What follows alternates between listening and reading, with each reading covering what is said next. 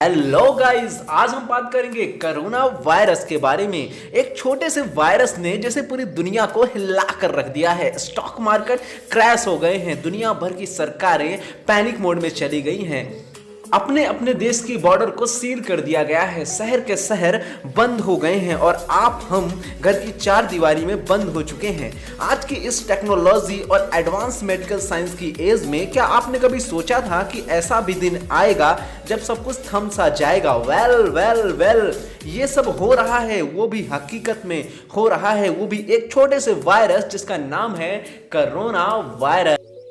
और हमें इससे लड़ना है। भले ही सब कुछ रुक गया हो, पर हमारी इंग्लिश सीखने की जर्नी दोस्तों नहीं रुकने वाली है, तो तैयार हो जाइए।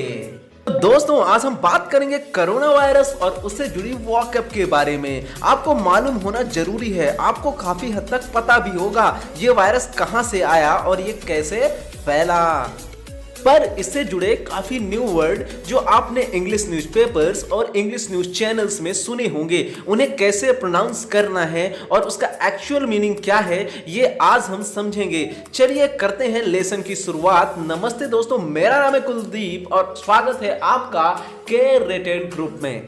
दोस्तों, वीडियो पूरा लास्ट तक देखिएगा क्योंकि मैं इसमें कोरोना से जुड़े कुछ नए वर्ड्स भी बताऊंगा।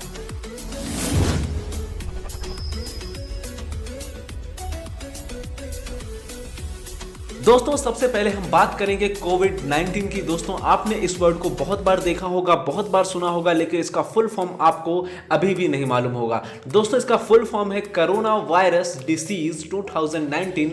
एक्चुअल में क्या हुआ था कि इस वायरस की शुरुआत 2019 मतलब 2019 में हुई थी। इसी कारण से इस वायरस को कोविड-19 कहा जाता है। तो friends, how did it start, मतलब इस बीमारी की शुरुआत कहां से हुई? उससे पहले हम जानेंगे वर्ड आउटब्रेक का मतलब। दोस्तों, वर्ड आउटब्रेक का मतलब होता है किसी बीमारी की शुरुआत होना। तो दोस्तों, आप जानते हैं कि इस बीमारी की शुरुआत कहां से हुई? तो दोस्तों, इस बीमारी की शुरुआत हुई चाइना की एक जगह वुहान से, जहां पर पहली बार इसके सिम्टम्स देखे गए थे।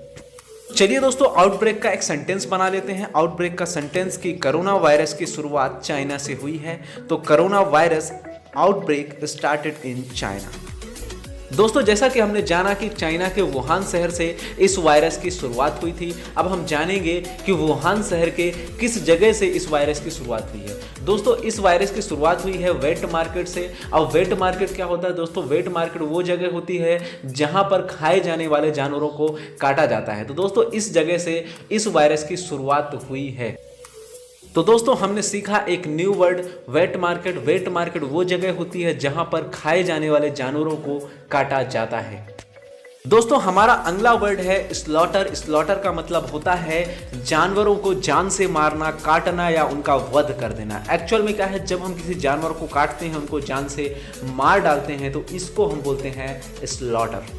दोस्तों, अभी हमने जाना कि चाइना में इस वायरस की शुरुआत वेट मार्केट से हुई, लेकिन कैसे हुई? दोस्तों, जैसा कि हम जानते हैं कि चाइना में हर तरह का जानवर खाया जाता है, जैसे स्नैक्स, बैट, रैबिट इत्यादि। दोस्तों, क्या हुआ कि बैट को, चमगादड़ को एक जानवर पेंगोलिन ने खाया। अब पेंगोलिन ने खाया तो चमगादड़ का यह वायरस पेंगोलिन में जाकर प्रवेश कर गया, लेकिन जैसे ही इसे ह्यूमन ने खाया, इंसानों ने खाया, तो यह उनकी इंसानी बॉडी में जाकर प्रवेश कर गया। इस प्रकार एक बैट से पेंगुलिन में और पेंगुलिन से फिर ह्यूमन में आया। दोस्तों, इस प्रकार से इस वायरस की शुरुआत हुई। Mid December 2019 one person admitted with unknown cause of pneumonia. दोस्तों, दिसंबर में एक इंसान को निमोनिया के कारण एडमिट किया गया, लेकिन डॉक्टरों को पता ही नहीं चल पा रहा था कि यह निमोनिया किस कारण से हुआ है, इसीलिए इसे अननोन कॉज कहा गया है। फिर क्या होता है, mid January 2020 cluster of cases were reported. Actual में क्या हुआ कि 1 जनवरी मतलब न्यू ईयर के समय बहुत से लोग चाइना में आए और बहुत से लोग चाइना से गए। तो क्या हुआ कि यहाँ पर अब बहुत ज़्यादा भीड़ भाड़ होने के कारण, जैसा कि हम जानते हैं कि यह वायरस छूने से फैलता है, तो इस वायरस की शुरुआत उसी एक इंसान से हुई है। न्यू ईयर में क्या हुआ, जब वो एक दूसरे से मिले तो यह वायरस फैलता गया। इस प्रकार एक बोलते हैं ना कि एक मछली पूरे तालाब को गंदा कर देती है, वही हुआ, एक इंसान ने पूरी दुनिया में वायरस को फैला दिया। China started isolation but it was too late. जैसे ही चाइना को मालूम पड़ा कि वायरस बहुत तेजी से फैल रहा है तो चाइना ने आइसोलेशन स्टार्ट किया। दोस्तों अभी हमने सीखा एक न्यू वर्ड आइसोलेशन, जिसका मतलब होता है अलग या एकांत रखना। दोस्तों यहाँ पर क्या हुआ, कोरोना के मरीजों को एक अलग और एकांत जगह पर रखना शुरू किया गया। दोस्तों शुरुआत में इस बीमारी को एपिडेमिक कहा गया क्योंकि एक छोटे से स्केल में छोटी सी जगह पर फैली हुई थी, इस कारण से इसे एपिडेमिक नाम दिया गया था। लेकिन बाद में यह बीमारी पूरे दुनिया में फैल गई, इस कारण से इसका नाम पैंडेमिक पड़ गया। दोस्तों एपिडेमिक वह बीमारी होती है जो एक छोटे से एरिया में फैलती है, जबकि पैंडेमिक वह बीमारी होती है जो एक बहुत बड़े लार्ज स्केल में फैलती है, जिसे बोल सकते हैं महामारी का एक बड़ा रूप बोल सकते हैं। दोस्तों जैसा कि हमने जाना कि अभी इस वायरस ने अपना पैंडेमिक रूप धारण कर लिया है, मतलब कि यह पूरे दुनिया में फैल चुका है। दोस्तों इस वायरस को नोवल वायरस भी कहा जाता है। अब नोवल वायरस क्यों कहा जाता है, क्योंकि इसमें नो इम्यूनिटी अगेंस्ट इट है। अब इसमें क्या है, इसमें इंसानों में इस वायरस से लड़ने के लिए इम्यूनिटी सिस्टम नहीं है, इसीलिए इसे नोवल वायरस कहा जाता है। इम्यूनिटी सिस्टम क्या होती है, इम्यूनिटी सिस्टम वो सिस्टम होती है मतलब अपने बॉडी में रोग प्रतिरोधक क्षमता होना। तो दोस्तों अभी हमारी बॉडी में इस वायरस से लड़ने के लिए रोग प्रतिरोधक क्षमता नहीं है, इसी कारण से इसे नोवल वायरस कहा गया है। Government panic started lockdown sealed border. दोस्तों जैसा कि हम जानते हैं कि यह बीमारी छुआछूत से फैलती है, मतलब छूने से फैलती है।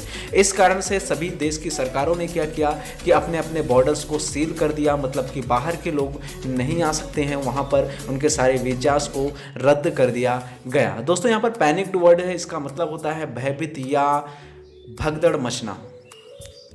दोस्तों इसे लिथल वायरस भी कहा जाता है क्योंकि जो कोरोना वायरस है बहुत ज़्यादा डेडली और ख़तरनाक है, इसी कारण से इसे लिथल वायरस कहा जाता है। वो सारे वायरस जो खतरनाक होते हैं, जो डेडली होते हैं, जिनसे जान जा सकती है, उस वायरस को हम लिथल वायरस कहते हैं। अब बात करेंगे मॉर्टेलिटी रेट की, तो मॉर्टेलिटी रेट मतलब होता है मृत्यु दर, मतलब कि हमें अगर मृत्यु दर का वर्ड मीनिंग नहीं मालूम है तो हम यूज़ कर सकते हैं मॉर्टेलिटी रेट। तो चलिए दोस्तों जानते हैं क्वारंटीन के बारे में। दोस्तों क्वारंटीन एक ऐसी विधि है जिसमें उस इंसान को अलग कर दिया जाता है जिस इंसान में वायरस हो, ताकि उस इंसान की वजह से किसी और को उस वायरस से कोई प्रॉब्लम ना हो। तो दोस्तों यह विधि कहलाती है हमारी क्वारंटीन। दोस्तों अभी हमने जाना क्वारंटीन के बारे में, अब हम जानेंगे इनके प्रकारों के बारे में। दोस्तों ये दो प्रकार के होते हैं, एक होता है सेल्फ क्वारंटीन और दूसरा होता है हमारा इम्पोज्ड क्वारंटीन। अब हम जानेंगे पहले सेल्फ क्वारंटीन के बारे में। दोस्तों अभी हम बात करेंगे सेल्फ क्वारंटीन के बारे में। तो दोस्तों यहाँ पर सेल्फ क्वारंटीन में क्या होता है, ये एसिम्प्टोमेटिक होते हैं। एसिम्प्टोमेटिक क्या होता है, ये इसमें क्या होता है कि इंसान के अंदर उसके लक्षण नहीं दिखाई देते पर हो सकता है कि उसको वायरस हो। तो यहाँ पर क्या किया जाता है, उनको सेल्फ क्वारंटीन की सलाह दी जाती है कि आप सेल्फ क्वारंटीन करिए, घर पर अकेले रहिए, सोशल डिस्टेंसिंग बनाइए, ठीक है। और अब ये क्या होते हैं, पोटेंशियल कैरियर्स होते हैं। अब पोटेंशियल कैरियर्स क्या होते हैं, मतलब कि उस वायरस का प्रभाव उन पे तो नहीं पड़ रहा है लेकिन हो सकता है किसी और पर पड़ जाए, इस कारण से उनको सेल्फ क्वारंटीन की सलाह दी जाती है। दोस्तों हम बात करते हैं इम्पोज्ड क्वारंटाइन की। इम्पोज्ड क्वारंटाइन में क्या होता है, उनमें सिम्टम्स दिखते हैं कि भैया इस बंदे को वायरस है, तो अगर इस बंदे को वायरस है तो उसको क्या किया जाता है, इम्पोज्ड क्वारंटाइन कराया जाता है। दोस्तों इसमें राहत की बात यह है कि ये एयरबॉर्न वायरस नहीं है, नहीं तो हमारा जीना बेहाल हो जाता। दोस्तों यहाँ पर बात करें सोशल कांटेक्ट, मतलब एक दूसरे से मिलने को हम सोशल कांटेक्ट बोलते हैं, जबकि सोशल डिस्टेंसिंग एक दूसरे से दूर रहना। दोस्तों race has begun to develop a vaccine. दोस्तों वैक्सीन बनाने की रेस चालू हो चुकी है, लेकिन कोई भी वैक्सीन बनने में 6 महीने या साल भर का समय लगता है, तो यहाँ पर वो समय लगेगा लेकिन ज़रूर इसकी वैक्सीन बन जाएगी। अब वैक्सीन की प्रोनाउंसिएशन की बात करें तो यहाँ पर देखेंगे वैक और सीन, तो यहाँ पर वैक्सीन, तो इस प्रकार से हम इसको पढ़ेंगे। साइंटिस्ट हु स्टडी वायरसेस, उसको क्या बोलते हैं, वायरोलॉजिस्ट, ठीक है। अब वायरोलॉजी क्या होता है, वायरस के अध्ययन को ही वायरोलॉजी बोलते हैं। सैनिटाइज मतलब होता है साफ सफाई करना, सैनिटाइजर मतलब होता है साफ सफाई करने वाला, इंडेक्स केस मतलब होता है पहला मामला, और इंडेक्स पेशेंट मतलब होता है पहला मरीज, कॉन्टेजियस मतलब होता है छूने से फैलना। दोस्तों मैंने शुरुआत में बोला था कि मैं कोरोना से जुड़े कुछ नए वर्ड्स बताऊंगा, तो वो समय आ गया है। पहला वर्ड है हमारा covidient, person who strictly follows the directives and orders of the government during the corona virus outbreak.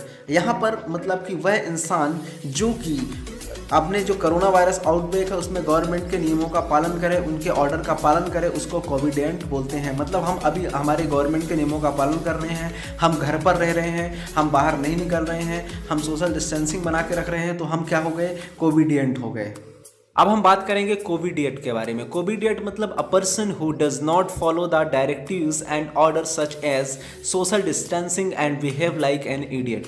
मतलब कि ऐसा व्यक्ति जो सोशल डिस्टेंसिंग को फॉलो नहीं करता है और बहुत ही मूर्खतापूर्ण व्यवहार करता है, उसको बोलते हैं हम कोविडिएट। यहाँ पर बहुत सारे लोग ऐसे भी हैं जो अभी भी सोशल डिस्टेंसिंग का पालन नहीं कर रहे हैं, उनको बोलेंगे हम कोविडिएट। दोस्तों अब हम जानते हैं कोरोनिक के बारे में। अ person who has constructed corona virus, मतलब कि ऐसा मरीज, ऐसा व्यक्ति जो पॉजिटिव पाया गया हो कोरोना में, उसको बोलते हैं हम chorionic. Coronaphobia, the fear of catching the current strain of human coronavirus expressed by wearing a face mask in public। मतलब कि कोरोनाफोबिया मतलब कि डर, कोरोना के प्रति डर को ही हम बोलते हैं कोरोनाफोबिया, जिसके कारण से हम मास्क पहनते हैं, सोशल डिस्टेंसिंग बना के रखते हैं, तो ये हमें डर ही, इस डर को ही हम बोलते हैं कोरोनाफोबिया। दोस्तों हमारा आखिरी वर्ड है कोरोना पैकिलिप्स, मतलब कि end of the world due to rising कोविड-19 इन्फेक्शंस। मतलब कि कोविड-19 के इन्फेक्शन की वजह से पूरी दुनिया का अंत होना ही कहलाता है corona apocalypse. Thanks for watching guys. अगर वीडियो अच्छा लगा हो तो प्लीज़ इसे लाइक करें, शेयर करें एंड सब्सक्राइब करें और कमेंट भी करें। अगर वीडियो में कोई कंटेंट समझ में ना आया हो तो मुझे नीचे कमेंट बॉक्स पर कमेंट करें, मैं वहीं पर आपका आंसर दे दूँगा।